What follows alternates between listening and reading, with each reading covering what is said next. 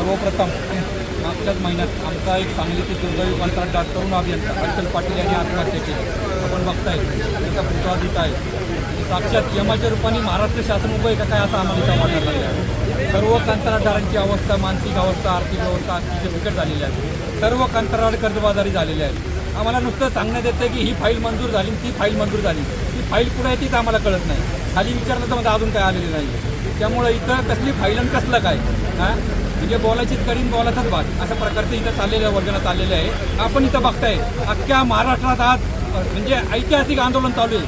भर पावसात आमचे कॉन्ट्रॅक्टर इथं उभे आहेत. गेले तास झाला अख्ख्या पुणे जिल्ह्यातनं मावळ असेल खेड असेल काय जवळजवळ पूर्ण महाराष्ट्रातील 89,000 कोटीची थकबाकी आहे. हा म्हणजे स्पष्ट अंदाज सर्व विभागात म्हणजे PWD असेल, इरिगेशन डिपार्टमेंट असेल, जलसंपदा असेल, पाणी जिल्हा परिषद ग्रामविकास असेल अशा प्रकारची शासन आमच्या भावनांशी खेळत आहे. हा भावनांचा खेळ त्यांनी त्वरित संपवावा. लवकरात लवकर निदान 50% तरी निधीची तरतूद केल्याशिवाय आम्ही शांत बसणार नाही.